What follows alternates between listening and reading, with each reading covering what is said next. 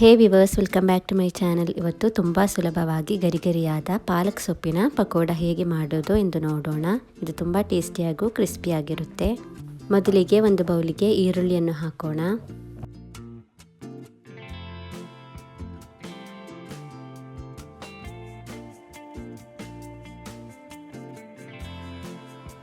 ಈಗ ಇದಕ್ಕೆ ಸಣ್ಣದಾಗಿ ಕಟ್ ಮಾಡಿದ ಪಾಲಕ್ ಸೊಪ್ಪನ್ನು ಆ್ಯಡ್ ಮಾಡೋಣ.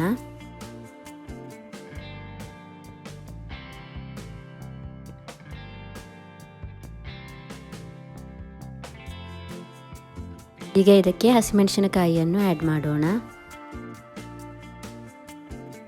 ಈಗ ಇದಕ್ಕೆ ಕರಿಬೇವು ಸೊಪ್ಪು ಹಾಗೂ ಕೊತ್ತಂಬರಿ ಸೊಪ್ಪನ್ನು ಆ್ಯಡ್ ಮಾಡೋಣ.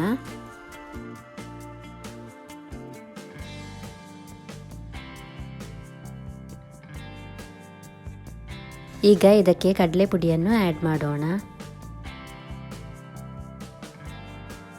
ರುಚಿಗೆ ತಕ್ಕಷ್ಟು ಉಪ್ಪನ್ನು ಆ್ಯಡ್ ಮಾಡೋಣ. ಒಂದು ಅರ್ಧ ಟೀ ಸ್ಪೂನಷ್ಟು ಶುಂಠಿ ಬೆಳ್ಳುಳ್ಳಿ ಪೇಸ್ಟನ್ನು ಕೂಡ ಆ್ಯಡ್ ಮಾಡೋಣ. ಒಂದು ಅರ್ಧ ಕಪ್ಪಷ್ಟು ಮೈದಾವನ್ನು ಕೂಡ ಆ್ಯಡ್ ಮಾಡೋಣ. ಈಗ ಇದಕ್ಕೆ ಸ್ವಲ್ಪ ಎಣ್ಣೆಯನ್ನು ಆ್ಯಡ್ ಮಾಡೋಣ. ನಂತರ ಚೆನ್ನಾಗಿ ಕಲಸೋಣ.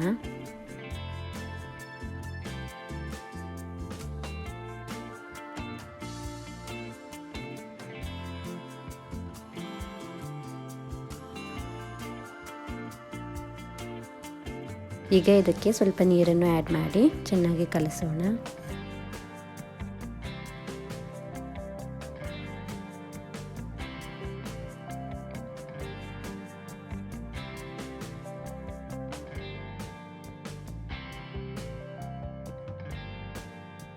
ಎಣ್ಣೆ ಕಾದ ನಂತರ ಇದನ್ನು ಒಂದೊಂದಾಗಿ ಹಾಕೋಣ.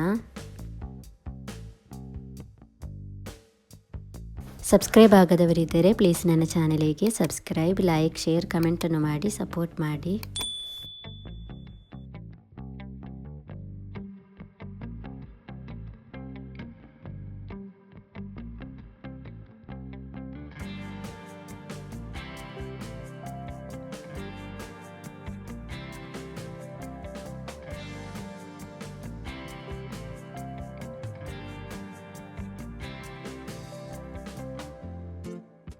ಈಗ ನೋಡಿ, ನಮ್ಮ ಗರಿಗರಿಯಾದ ಪಾಲಕ್ ಸೊಪ್ಪಿನ ಪಕೋಡ ರೆಡಿಯಾಗಿದೆ. ಇದು ತುಂಬ ಟೇಸ್ಟಿಯಾಗೂ ಈಸಿಯಾಗಿರುತ್ತೆ.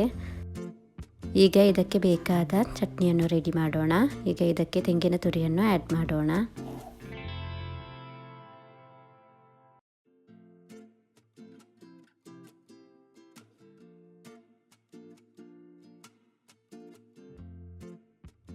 ಈರುಳ್ಳಿ ಹಾಗೂ ಶುಂಠಿಯನ್ನು ಕೂಡ ಆ್ಯಡ್ ಮಾಡೋಣ.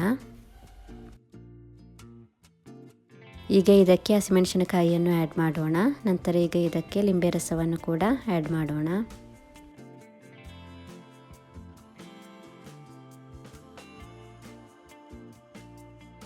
ಈಗ ಇದಕ್ಕೆ ರುಚಿಗೆ ತಕ್ಕಷ್ಟು ಉಪ್ಪನ್ನು ಆ್ಯಡ್ ಮಾಡಿ ಸ್ವಲ್ಪ ನೀರನ್ನು ಆ್ಯಡ್ ಮಾಡಿ ಚೆನ್ನಾಗಿ ಬ್ಲೆಂಡ್ ಮಾಡೋಣ. ಈಗ ನಮ್ಮ ಚಟ್ನಿ ಕೂಡ ರೆಡಿಯಾಗಿದೆ. Thank you for watching the video.